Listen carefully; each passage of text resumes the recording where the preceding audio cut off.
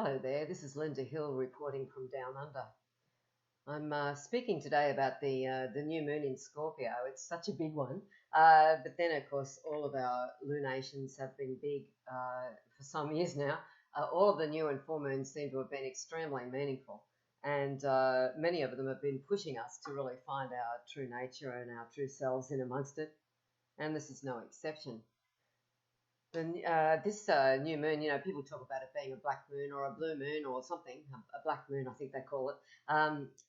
From my own observation, I don't see any relevance whatsoever about having two new moons in the 1 month. They're two separate systems, one's the zodiac and the other one is the calendar.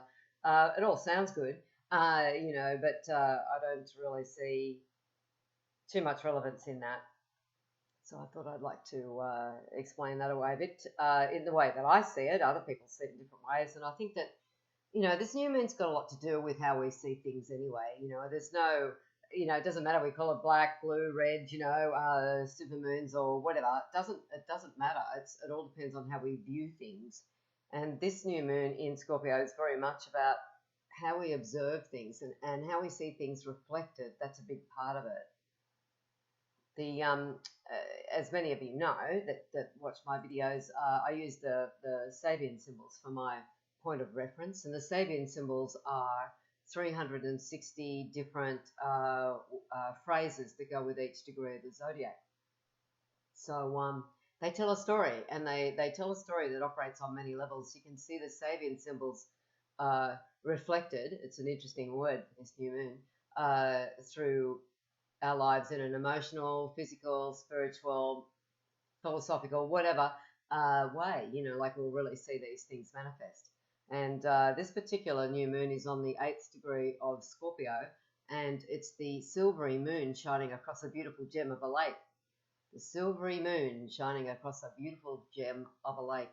It's interesting, of course, because it's a new moon and we can't see the moon on a new moon, but it's all symbolic. And this new moon occurs, I've taken the time of Washington Eastern Daylight Time. It's for this chart that I'm looking at here, and it occurs on the 30th of October, in the afternoon at 1:38 p.m. But this is a Halloween new moon. And why I say that in many ways is because every year on Halloween, the sun is mostly on this degree, meaning that it can shift off a little bit with leap years. It can go a bit this way, a bit that way in terms of where we are in the leap year, periods. So this year, it's the day before that, the day before Halloween, that we have the new moon on this degree. In Australia, as we're a day ahead of America in terms of our time, this new moon actually does occur on Halloween in Australia, but we don't celebrate it. There's some kids who go around and have fun and dress up, but it's not part of our cultural tradition particularly. So that's a little bit about the Halloween situation with that. And so I find it very interesting that most years, on Halloween in America, the degree of the sun is the silvery moon shining across a beautiful gem of a lake. And you might see postcards or pictures of Halloween, and it'll have the lake, and the moon shining across the lake, and it'll have a bat and an owl, some trees. So, the silvery moon shining across a beautiful gem of a lake is very much a Halloween idea in so many ways. We see that degree every year on Halloween. Just that this year we've got the new moon on that degree.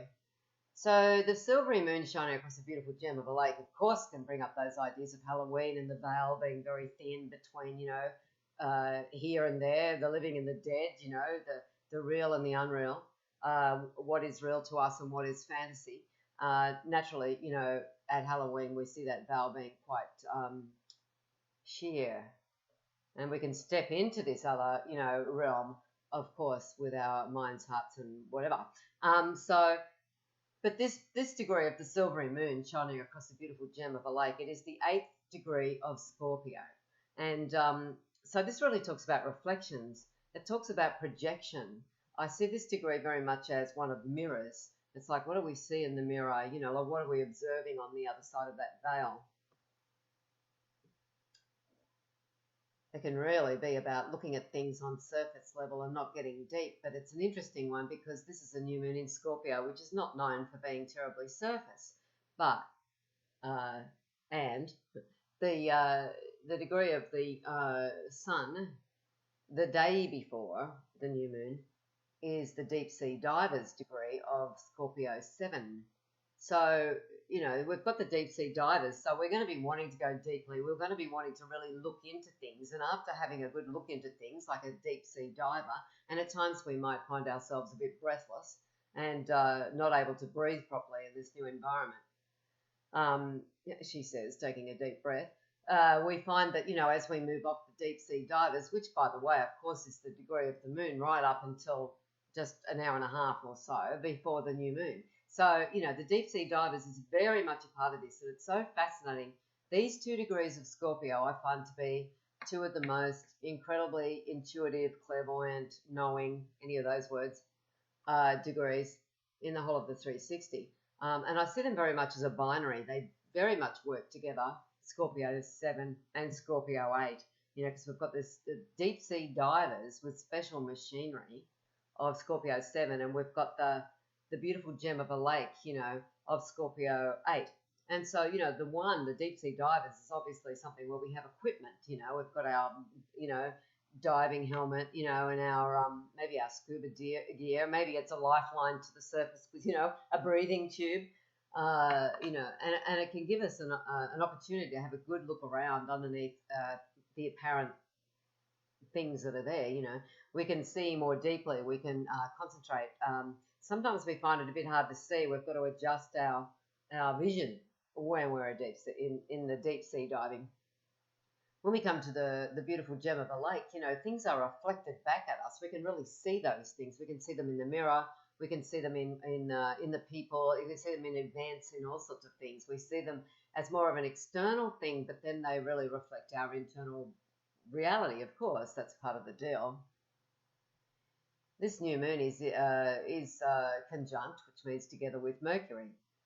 Mercury's on the 10th degree of Scorpio. And that is really one of my favourite degrees. It's the fellowship supper that reunites old comrades. And with this, there can be this real urge to meet up with people from your past. It can be a real desire to hang out with people who share the same ideas as you. It can be this, finding that you just bump into people that you haven't seen for ages. It can be that you meet new people, but you feel like you've had past life connections with them. It can be very strong. And so the fellowship supper reunites old comrades for this new moon. It can show a really good idea. A really good idea about that can be, having dinner with special people. And whether it's relatives or friends or new acquaintances, there can be this feeling of breaking bread with each other and realizations made. As Mercury is together with this new moon, it's only 2 degrees off, there can be this real strong feeling of mind. There's this real strong feeling of mind and wanting to get to the bottom of things is made even stronger, or to understand at the very least. The degree that's in the middle between Mercury and the new moon is the dentist at work. And, that degree can really talk about the need for things to be fixed. Can we fix these ills in society? Can we drill out the bad? Can we get rid of those things? And, sometimes it's from bad nutrition, the things we've ingested, which of course can really talk about the things we've heard, the things we've swallowed, the things we've allowed to come into our purview. It can be that those things really need to be healed and taken care of. So I think that, that is quite a strong message in this new moon as well. Getting back to Mercury on the fellowship supper that reunites old comrades, the degree that's just on from Mercury is the drowning man is being rescued. So I think, some of us need to, throw up our hands and say, look, I'm waving, not drowning, or I'm drowning, not waving, But the thing is also that there can be this helping hand that's extended to others who need help. This new moon's in a lovely trine aspect with Neptune. Mercury's exactly trine in Neptune. And the sun, the moon first and then the sun over coming hours and days will be exactly trine Neptune. It's a very nice, quite tight trine in water signs. And so, how apt is that for something that really talks about projection? So this the silvery moon shining across the lake can really show this the need, the desire, the possibility, the benefits of analyzing your part in the situation by seeing the reflection that comes back to you of your deeds, your thoughts, your actions. And so, what better than a trine to Neptune? And Neptune, the Sabian symbol that Neptune is on is the 10th degree of Pisces. By the way, if you don't know, you always add 1 degree to the zodiac, to the zodiacal degree, to get the Sabian symbol. So even in the chart, you look at Neptune, it's on 9 of Pisces, but that is Pisces 10 in the Sabian symbols. Anyway, Neptune is on the aviator, the aviator in the clouds, so this can talk about having an elevated view, like rising up above situations to see what the perspective is, apart from the clouds that might be clouding up the situation and casting dark shadows. So Neptune, of course, here has been on this degree for months and months and months over the last year and a half or so, and doing ballpark figures here because I do not prepare for these readings, and I just have the chart up on the screen, so it's all coming out, but rather automatically. But yeah, so the aviator in the clouds is one of having a bird's eye view, but sometimes it's disconnected from reality. Because we're up above the clouds, we're sailing along, puttering along in our plane, like the aviator.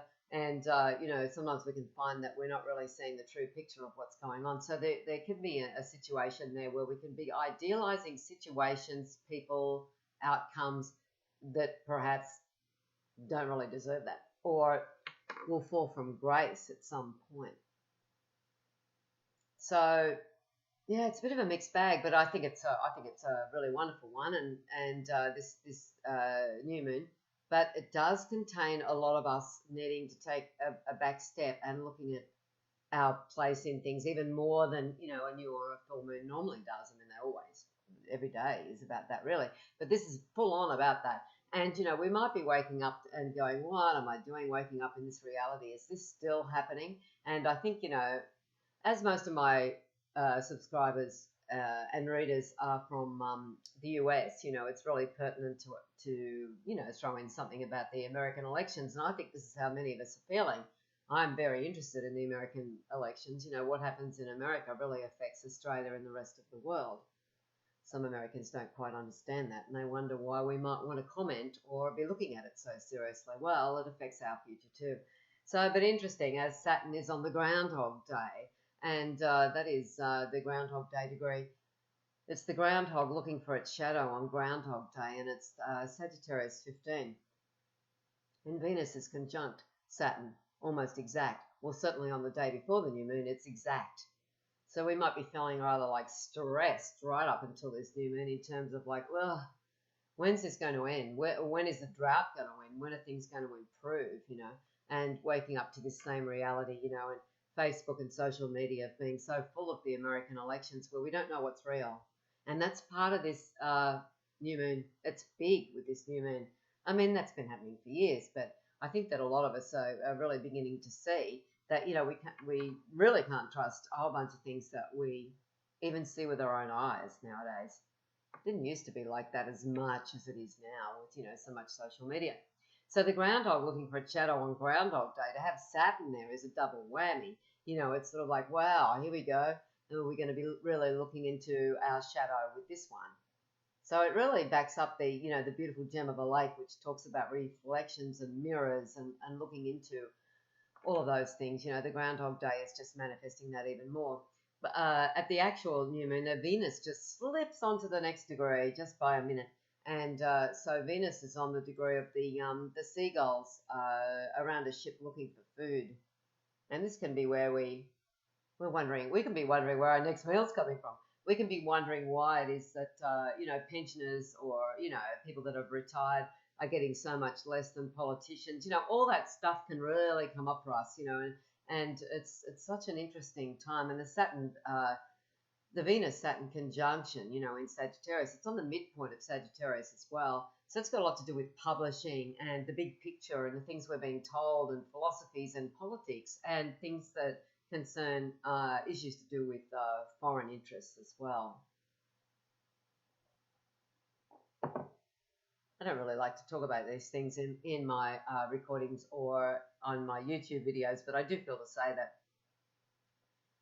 it looks like everything's ramping up for war again, and I'm sure that most people do not want that. And I think that's got a lot to do with this Saturn Venus. It's like, oh no, it's really too hard. One of the big kahunas also in this new moon is the fact that Mars is square Uranus. It's just moved past the exact degree, but it's very much there. It's quite strong in this chart. Mars is on the 24th degree of Capricorn, and that is the woman entering a convent. And this can speak about where we go. I'm just not going to watch I'm not going to watch the media for a couple of weeks. I'm just going to give myself a break. It can be where we say, like, well, where's the end to all this work? I just seem to work and work and work. Like a woman entering a convent, I mean, obviously some people who enter convents go in there and they can have, a few months off where they meditate. But mostly women entering convents can be very much about work, work, and more work. And of course, there's issues to do with sexuality. This is Mars after all. And so the woman entering a convent can be where we really rail against, the church and politicians telling women how they should conduct their lives and, of their sex lives, their bodies, their physical realities, all of that. Until, this has just been the most bizarre thing. I often hear myself saying, what year is it? Is it really 2016? It's bizarre. It's like we're going backwards. Anyway, so Mars square Uranus, could really bring up a big shock right before or during this new moon. It's, the Mars and Uranus are only less than 2 degrees apart. It's a separating square, but it's only 2 degrees, so very shortly before this new moon it was exact. And the lead up to it, of course, we're going to be feeling it. We're feeling it now, as Mars has already gone over Pluto. Mars and Pluto met up, this week, and Pluto's Sabian symbol is the boys and girls in gymnasium suits, and talk about locker room conversations. Pluto on the boys and girls in gymnasium suits has some people asking, what year is it? What is, anyway, it is bizarre what we're seeing. And Mars just confounded that the other day. Well, I should say compounded, maybe confounded as well. So, yeah, and this new moon is also, shortly after it, certainly Mercury is closer, sextiling the North Node. And the North Node's on a very interesting degree. The North Node is on the 12th degree of Virgo, and the Sabian symbol is a bride with her veil snatched away.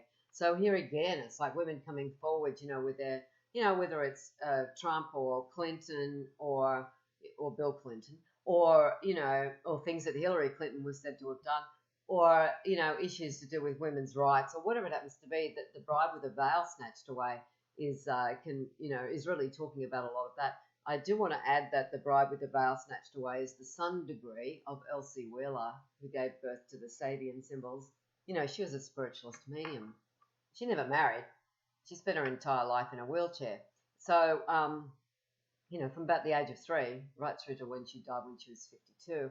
So, in her case, of course, it talks about taking away the veil. And in many people's cases, it talks about removing the veil so that we can see into other dimensions, into other places, so we're no longer fooling ourselves. It doesn't always have to do with marriage. Although there's many levels of marriage, obviously, there's many ways of looking at marriage. The bride with the veil snatched away reminds me of the gospel according to Philip. I am certainly no scholar in biblical terms, but I certainly have looked this one up, and it is said that in order to enter into God's chamber, God's bridal chamber, one needs to remove one's veil. So I find that to be an interesting one. Elsie Wheeler gave Bible classes, never married, and certainly was a spiritualist medium. So that's the North Node right now. It talks about our need to remove our veils, to take away, that veil that covers up, how we could truly be seeing things, or revealing ourselves, can be a big part of that as well. I think it's, it really backs up in many ways. The removal of the veil backs up how we're seeing, the shining across the lake, and the Groundhog Day degree as well. The moon's North Node shortly will go back onto a boy molded in his mother's aspirations for him. That's Virgo 11. And this really talks about how we may at times feel like we have to live up to aspirations of others. You know, like I'm never going to become a gynecologist, you know, or a ballet dancer, or, you know, a gymnast. It's just not going to happen. And if people were saying, well, Linda Hill, you could have been well, it's like, no, I'm not. I'm who I am. And that's got a lot to do with that. And sometimes it can be where we can see where we're putting our ideals of how other people should be. We can be labeling them with things where, you know, we might think, oh, you know, that person could be more like me, or that person could be more, you know, acceptable in society or whatever. Well, some people just plain aren't.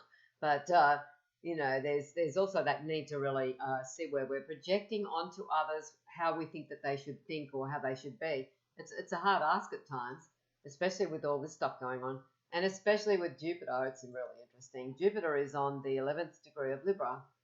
It's a professor peering over his glasses at his students. It's an interesting degree, that one. You know, the professor of his, you know, he's got reading glasses because he spent a lot of time studying and learning and knowing about people, knowing about facts more than anything. His philosophy, maybe science, maybe maths, maybe the human condition the professor's been learning about. But, you know, if he looks through his, you know, his reading glasses at his people, if he looks through them, it's sort of like, oh, okay, no, I can't quite see that person. Their outline is and then, you know, you look over the top and you go, oh, okay, now I can see the humanity. I can see how this person really is or who they are. And it's, you know, looking through this different lens of perception is what we're being asked to do. And so it's very interesting that Jupiter is asking for us to look through a different lens of perception, as is the new moon. And even Saturn is saying, are you waking up to the same reality every morning? You know, the groundhog looking for a shadow on Groundhog Day. Fascinating degrees, these ones, of observation and looking into things. You know, and it's really interesting to see Chiron as well. Chiron is on, it's been on this degree on and off for ages. It's on the prophet bringing down the new law from the mountain. That's prophet with two P's, not with a P and an F. It's, you know, Pisces 22. So the prophet bringing down the new law from the mountain, you know, this is about new laws. It can be about new restrictions. We're seeing it everywhere. I mean, there's a lot of, you know, fascist stuff that's going on, you know, here in Australia and in America and in England for that matter. You know, we sometimes scratch our heads and say, how can this be happening? But of course, this is Chiron, and I see Chiron not only as the wounded healer, but also as the stories that we tell ourselves. I mean, I made that up some years ago. It seems to work really well. If we don't have a story, we don't have a wound. So, you know, the stories that we tell ourselves, you know, what are the new laws? The prophet bringing down the new law from the mountain. It's Pisces 22. What are the new laws that we can instigate, that we can work from, that work for us? You know, putting in place new laws, new boundaries, new possibilities, the things that we really want. So Uranus is on the 22nd degree of Aries. It's such an interesting degree. And it's almost like the fist fight for the White House. You know, it's the gate opens to the garden of all fulfilled desires. Aries 22. You know, some of us have found the gate to the garden of all our fulfilled desires. You know, we have love, you know, many of us, you know, we're not Syrian refugees, you know. Many of us, you know, have a wonderful life in terms of the fact that we can go to the supermarket and eat well. And, you know, to an extent, I mean, you know, it's quite easy in this day and age of having so many bills and everything to pay for that we can find ourselves strapped with cash. I myself find myself in that situation.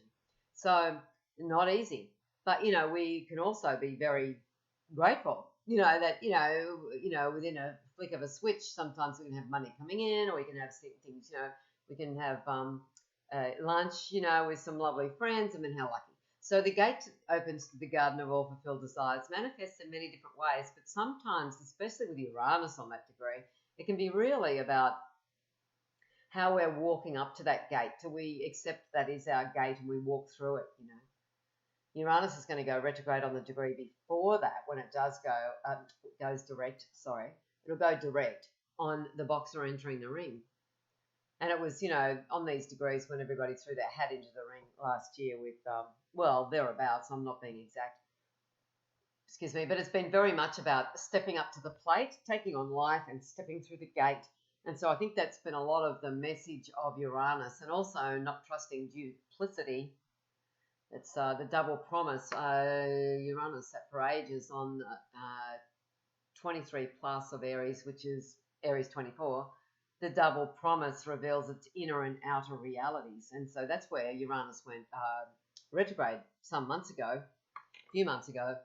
And so we've been trying to figure out, what's real, what's not real, what's, what we're being shown, and the flip side is often actually what the reality is. The gate to the garden of all fulfilled desires, though, is where we are right now. It's a beautiful degree. I love it. But we have to remember to step through the gate. And of course, Mars is squaring that Uranus, and so it's a really interesting time. Look, so many people, and I've been feeling this myself at times. I'm not above all this. In fact, I'm very sensitive, and I pick up on the planetary energies. It can be very interesting. It's an interesting exercise being a human nowadays, but the anger has been over the top, and a lot of what's been going on, and it's been described in the Sabian symbols, but I'll be running out of time any minute now, so I better get on. But the whole idea of the political scheme nowadays, it's been in place for years, is to divide and conquer, and they're working very well at that. The powers that be, whether it's Australia, the US, or the UK, or wherever. Divide and conquer is so we find ourselves at each other's throats. Maybe on social media, somebody says they love Trump, and somebody says, how dare you, and you're not going to waste your vote, and somebody says they're going to vote for Jill Stein, and that's a wasted vote. You just got to have Trump come in, or Hillary, or whatever. It's just like, woo. And it's been really strong. How to avoid that is quite interesting. Maybe, the Saturn on the Groundhog Day can have us going, I've got to stop. I've got to stop reacting. I've got to stop waking up every morning to this same reality of the same story. It's like a broken record. We don't need broken records. It's very boring. So it's a very, very interesting thing. Casting this chart for the new moon for Washington, right on the descendant is the furious storm in a canyon filled with valuable homes. And right on the MC of this chart is Lilith. I find that very interesting. Lilith is in high focus, and Lilith is the woman that got, the female archetype that got kicked out of the Garden of Eden because she wouldn't accept the missionary position, which means so many things, of course, sexually and otherwise, philosophically. She wasn't going to be held down. She was a free-spirited woman, so they cast her out, and they made another woman out of, Adam's rib, Eve. So, Lilith is really the strong woman, and there it is right at the top of the chart and the MC of this chart for the new moon for Washington. And it's very interesting to look at the degree of Lilith. It's a parrot listening and then talking, repeats a conversation he has overheard. Scorpio 19. It's a very interesting one. And even the MC, that was, it's got to do with gossip, it's got to do with repeating the same old stories, it's got to do with like translating ideas through our own minds, through the focus, yes, but the lens of our own perceptions, it can be very much about that. It's a very interesting placement for Lilith there, right at the top in Scorpio. And the degree of the actual MC, so Scorpio's on Scorpio 19. Scorpio's on. Lilith is on Scorpio 19, and the MC is on Scorpio 20, which is a woman drawing aside two dark curtains that close the entrance to a sacred pathway.